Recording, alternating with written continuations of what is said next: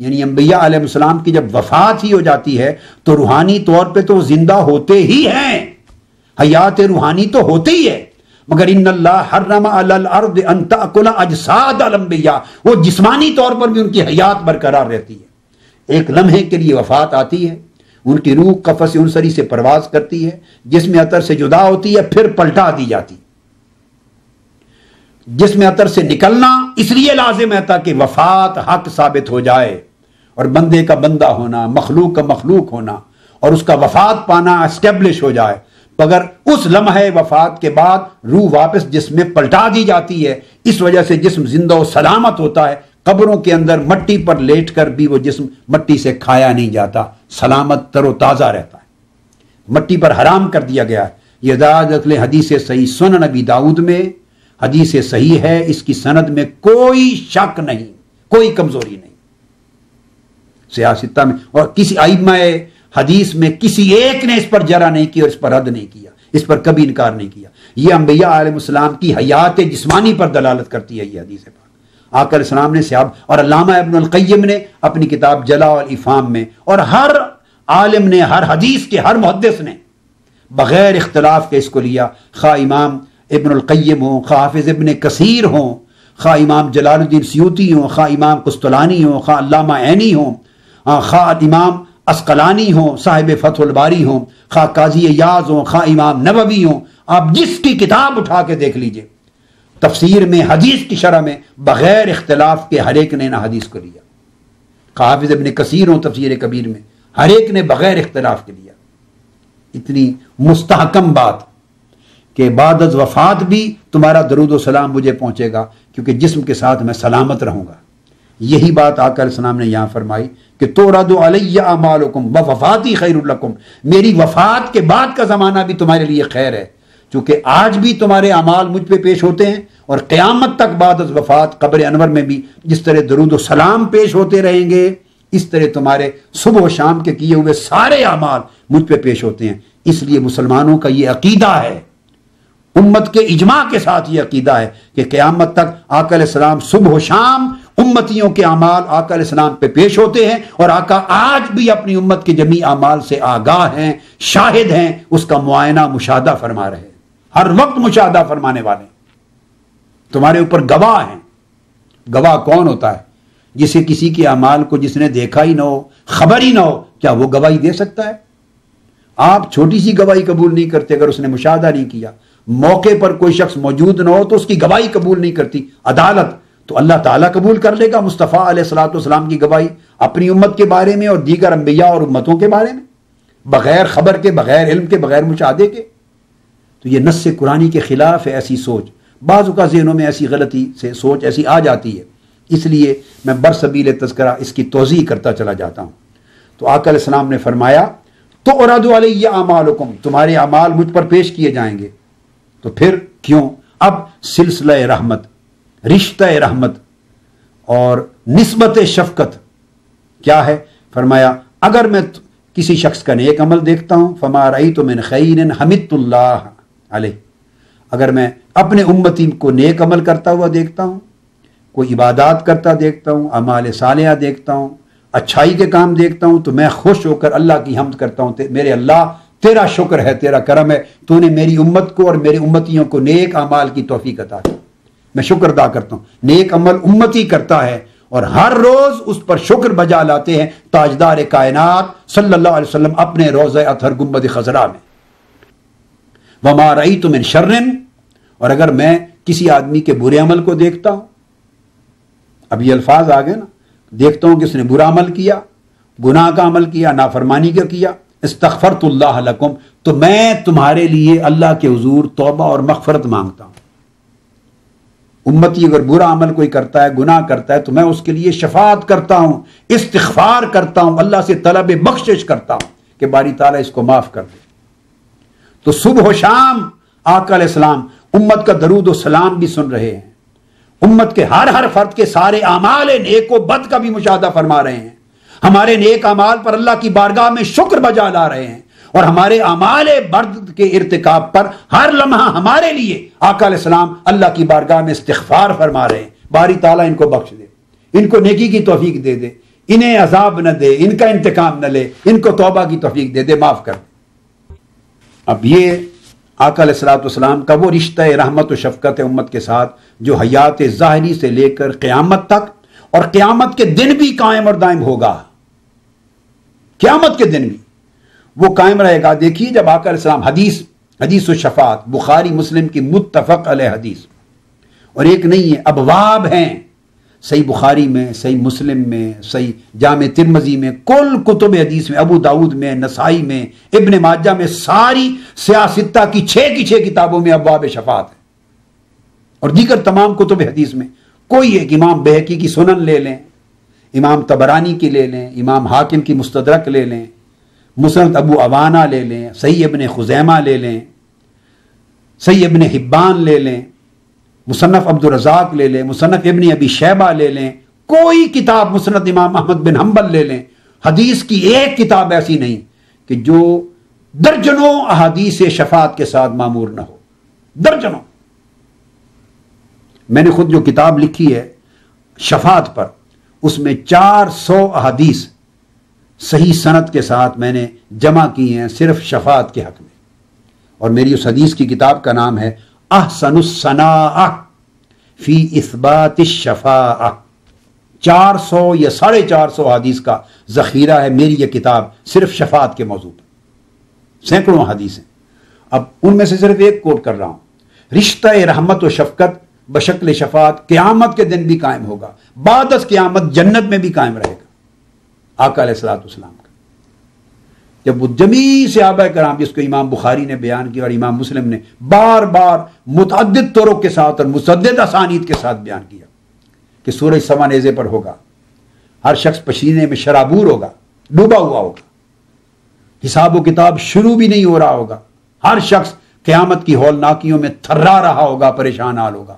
تو کل امتیں مل کر اجتماعی طور پر جلوس بنا کر اجتماعی طور پر جائیں گی کہ کوئی آج اللہ کا ایسا بندہ تلاش کرو جس کے پاس جائیں، مدد طلب کریں، اس سے مدد طلب کریں، اور وہ ہماری سفارش کرے اللہ تعالیٰ کے حضور، تاکہ ہمیں اسے قیامت کی ہولناکی سے نجات ملے، جلد حساب و کتاب شروع ہو، اور جس کا جو معاملہ ہونا ہے وہ نبٹ جائے۔ کوئی آج اللہ کا ایسا بندہ تلاش کرو جس کے پاس جائیں، مدد طلب کریں، اس سے مدد طلب کریں، اور وہ ہماری سفارش کرے اللہ تعالیٰ کے حضور، تاکہ ہمیں اسے قیامت کی ہولناکی سے نجات ملے، جلد حساب و کتاب شروع ہو، اور جس کا جو معاملہ ہونا ہے وہ نبٹ جائے۔ اور وہ سیدھا سیدنا آدم علیہ السلام کے پاس جائیں گے۔ یہ بخاری مسلم کی متفق علیہ حدیث ہے، اور متفق علیہ ہونے کے علاوہ حدیث کی ہر کتاب میں، اگر 100 کتابیں اٹھا لیں 100 تو 100 کی 100 کتاب میں مختلف طرق سے یہ حدیث آئی ہے۔ تو سیدنا آدم علیہ السلام سے جا کے عرض کریں گے کہ آپ سب سے پہلے نبی ہیں، آپ ہمارے لیے شفاعت کریں اللہ کے حضور۔ ثم استغاثوا بآدم، آدم علیہ السلام کی خدمت میں جا کے طلب غیاث کریں گے، طلب مدد کریں گے، طلب نصرت کریں گے، طلب معونت، طلب اعانت کریں گے، استغاثہ کریں گے، استعانت کریں گے آدم علیہ السلام کی خدمت میں۔ انہوں نے تو لفظ بھی یہ استعمال کیے۔ اللہ رب العزت کا قیامت کا دن ہے، عدالت اللہ رب العزت کی قائم ہے، اور ساری مخلوق کو کون توفیق دے رہا ہے؟ وہاں تو معاذ اللہ کوئی شرک و بدعت نہیں نہ کر سکتا قیامت کے دن، الزام بھی نہیں دے سکتے۔ یہاں تو لوگ ایک دوسرے پر دیتے رہتے ہیں، قیامت کے دن کوئی کس کو کہے گا مشرک ہو گئے، شرک کر دیا، بدعت ہو گئی؟ وہ ساری امتیں مل کر اللہ سے التجا نہیں کر رہے۔ انبیاء کے رشتہ رحمت کی طرف دیکھیے، اللہ رب العزت ہی نے ان کے دلوں میں یہ بات ڈالی ہے، اور آقا علیہ السلام نے 1500 سال قبل امت کو بتا دی ہے یوں ہوگا۔ آدم علیہ السلام سے عرض کریں گے جا کے کہ اللہ کے حضور ہماری سفارش کرے، وہ عرض کریں گے کہ آج کا دن میرے لیے نہیں، کسی اور کے پاس جاؤ، اذهبوا الى غیری۔ نوح علیہ السلام کے پاس آئیں گے، مدد طلب کریں گے، آپ اللہ کے حضور شفاعت کریں، وہ فرمائیں گے نہیں آج میرا دن نہیں، کسی اور کے پاس جاؤ۔ حضرت موسیٰ علیہ السلام کے پاس جائیں گے، عرض کریں گے مدد کریں اللہ کے حضور ہماری سفارش کریں،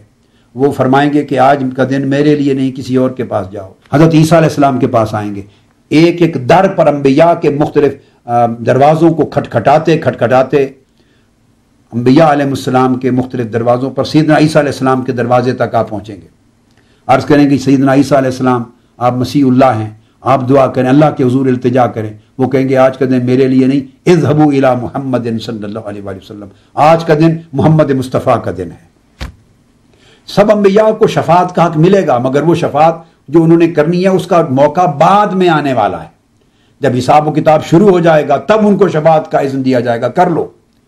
یہ ہے اب حساب و کتاب شروع ہی نہیں ہوا، بگننگ ہے یوم قیامت کی۔ اب یہ اس کو شفاعت کبریٰ کہتے ہیں، شفاعت عظمیٰ کہتے ہیں، شفاعت عامہ کہتے ہیں۔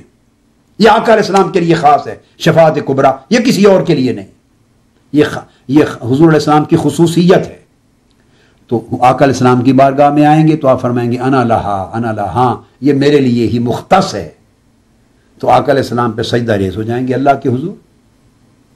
اس کی حمد کریں گے، شفاعت کریں گے باری تعالیٰ۔ تو اللہ پاک فرمائیں گے کہ ارفع راسک قل تسمع سل تؤتا واشفع تشفع، اے میرے حبیب صلی اللہ علیہ وسلم، اے محمد صلی اللہ علیہ وسلم، اپنا سر انور اٹھائیے، اپنا سر اٹھائیے، قل تسمع، آپ کہیے بولیے، آج آپ کو سنا جائے گا۔ سل تؤتا، آپ مانگیے جو مانگنا ہے، جو مانگیں گے آپ کو دیا جائے گا۔ واشفع تشفع، جس کی سفارش اور جو شفاعت کرنا چاہتے ہیں کیجئے، آپ کی شفاعت سنی جائے گی۔ اس کے بعد آقا علیہ السلام پھر دعا کرتے ہیں، حساب و کتاب شروع ہوتا ہے۔ خیر، تو یہ ایک عمل، یہ طویل حدیث ہے، اس کے اندر بڑے ایمان افروز آگے بیانات ہیں، مگر میں بعض اوقات خطابات میں اس کو بیان کر چکا ہوں، آج میں نے اتنا ریلیونٹ حصہ صرف بیان کیا۔ تو قیامت کے دن بھی صرف اپنی امت کے ساتھ نہیں، آدم علیہ السلام سے لے کر اپنی امت تک، عیسیٰ علیہ السلام سمیت تمام انبیاء کی امتوں اور پورے عالم انسانیت کے ساتھ جو تڑپ رہا ہوگا تباذت آفتاب میں، سب کے ساتھ حضور کا رشتہ رحمت، رشتہ شفقت بڑے عروج پر ہوگا۔ ہر ایک کو آقا علیہ السلام اپنے دامن میں سمو رہے ہیں، ہر ایک پر سایہ فگن ہے میرے آقا علیہ السلام سے، ہر ایک پہ کرم فرما رہے ہیں، ہر ایک کو اپنی رحمت اور شفقت کے چشمے سے پلا رہے ہیں۔ تو یہ قیامت میں بھی حضور کی یہ رحمت رہے گی، حیات ظاہری میں بھی تھی، آج حیات برزخی میں بھی ہے، اور حیات اخروی میں بھی ہوگی، اور جنت میں بھی یہ کرم نوازی قائم رہے گی۔ آپ نے دیکھا کہ رشتہ اول تا آخر امت کے ساتھ ہی نہیں بلکہ جمیع امتوں کے ساتھ آقا علیہ السلام کا اپنی شفقت اور محبت اور رحمت پہ قائم ہے۔ تو اتنی وسیع رحمت اور شفقت کا رشتہ رکھنے والے نبی کی امت ہو، اور اس کا لوگوں کے ساتھ رشتہ شفقت اور رحمت پر مبنی نہ ہو، کتنے تعجب اور کتنے افسوس کی بات ہو۔ اس لیے اللہ تبارک و تعالیٰ نے وہ بات جو فرمائی وَلَسَوْفَ يُعْطِيكَ رَبُّكَ فَتَرْضَىٰ، یہ جو آیت اتری جس کا ذکر میں غالباً پچھلی نشست میں کر چکا ہوں، اس میں یہ حدیث بھی صحیح مسلم کی ہے، یہ جس میں یہ واقعہ آیا ہے، صحیح مسلم کی حدیث ہے کہ آقا علیہ الصلوۃ والسلام نے یہ آیت کریمہ پڑھی۔ عبداللہ بن عمرو بن العاص رضی اللہ تعالیٰ عنہ حدیث کے راوی ہیں۔ آقا علیہ الصلوۃ والسلام نے ان النبی صلی اللہ علیہ وسلم تلا قول اللہ عز وجل فی ابراہیم علیہ السلام رب انہن اضللن کثیرا من الناس فمن تبعنی فانہ منی الی آخر الآیہ، وقال عیسیٰ علیہ السلام ان تعذبہم فانہم عبادک وان تغفر لہم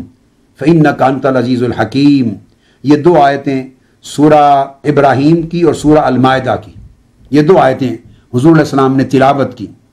کہ آقا علیہ السلام نے سیدنا ابراہیم علیہ السلام کی یہ دعا اور التجا تلاوت کی قرآن مجید میں، اور عیسیٰ علیہ السلام کے یہ دعا اور التجا کے کلمات ان کی تلاوت کی قرآن مجید میں۔ سورہ ابراہیم، سورہ مائدہ اس کی آیت نمبر 36 ابراہیم کی، اور المائدہ کی آیت نمبر 118۔ فرفع یدیہ وقال اللہم امتی امتی، اپنے دونوں ہاتھ اٹھا لیے اور اٹھا کے عرض کیا اے اللہ میری امت، اے اللہ میری امت، اور پھر رو دیے، گریہ و زاری تاری ہو گئی آقا علیہ السلام پر۔ جب روتے رہے تو فقال اللہ عز وجل، یہ صحیح مسلم کی حدیث ہے، کتاب الایمان باب دعا النبی صلی اللہ علیہ وسلم لامتہ، صحیح مسلم کی حدیث ہے صحیح۔ تو اللہ پاک نے بھیجا یا جبریل جا اذهب الى محمد صلی اللہ تعالی علیہ وآلہ وسلم وربک اعلم فصلہ ما یبکیک، جا جبرائیل میرے محبوب محمد صلی اللہ علیہ وسلم کے پاس جا اور ان سے پوچھ، حالانکہ رب خود زیادہ جانتا ہے، جا کے پوچھ میرے محبوب۔ اللہ پاک پوچھتے ہیں آپ کو کیا چیز رلا رہی ہے، آپ کیوں رو رہے ہیں؟ فاتاہ جبریل علیہ السلام، فسألہ فاخبرہ رسول اللہ صلی اللہ علیہ وسلم بما قال، جبرائیل امین آئے، عرض کیا یا رسول اللہ پاک نے مجھے بھیجا ہے اور آپ سے پوچھا ہے، میں پوچھ رہا ہوں آپ کیوں رو رہے ہیں، کیا چیز آپ کو رلا رہی ہے، دکھی غمزدہ کر رہی ہے؟ آقا علیہ السلام نے پوری بات بتا دی، جبرائیل میں نے حضرت ابراہیم اور حضرت عیسیٰ کی یہ دعائیں پڑھی ہیں امت کے باب میں، اور مجھے رونا آ گیا اپنی امت کی یاد کر کے کہ قیامت کے دن کیا ہوگا۔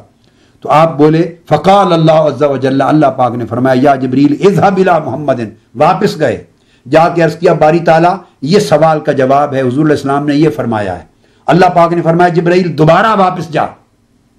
میرے محبوب کے پاس، اذهب الى محمد صلی اللہ علیہ وسلم فقل انا سنردیک فی امتک ولا نسوءک، جا کے میرے محبوب کو یہ خوشخبری سنا دے، مجدہ جاں فضا سنا دے کہ میرے محبوب آپ رونا بند کر دیجئے، اللہ نے فرمایا ان قریب ہم آپ کو آپ کی امت کے بارے میں راضی کر دیں گے اور ہرگز پریشان نہیں ہونے دیں گے، قیامت کے جو آپ چاہیں گے وہ عطا کر دیں گے۔ اور یہ آیت اتری وَلَسَوْفَ يُعْطِيكَ رَبُّكَ فَتَرْضَىٰ، ان قریب آپ کا رب آپ کو اتنا عطا کر دے گا، قیامت کے اتنا عطا کر دے گا، اتنا عطا کر دے گا بصورت بخشش و مغفرت آپ کی شفاعت پر کہ آپ خود راضی ہو جائیں گے، اور جب آپ راضی ہو جائیں گے تب اپنا سلسلہ عطا بند کرے گا اور سلسلہ بخشش بند کرے گا۔ آقا علیہ السلام نے ایک اور مقام پہ حدیث آتی ہے، فرمایا جس کو حضرت عبداللہ ابن مسعود رضی اللہ تعالیٰ عنہ روایت کرتے ہیں کہ ایک رات کو آقا علیہ السلام نے خواب دیکھا، دیگر انبیاء کو بھی ان کی امتوں کو بھی، اور قیامت کے دن جو منظر شفاعت ہوگا وہ دیکھا، سب کچھ خواب میں۔ اور دیکھ کر آقا علیہ السلام فرماتے ہیں کہ کثیر تعداد میں افق بھرے ہوئے تھے، میں نے اپنی امت کے دیکھے تو ان کی بخشش کے لیے میری شفاعت کے ساتھ ثم قیل لی اردیت فقلت ردیت یا رب، ردیت یا رب، مجھ سے کہا گیا میرے محبوب اب آپ راضی ہیں؟ میں نے عرض کیا اے رب میں راضی ہوں، اے میرے رب میں راضی ہوں، اے میرے رب میں راضی ہوں۔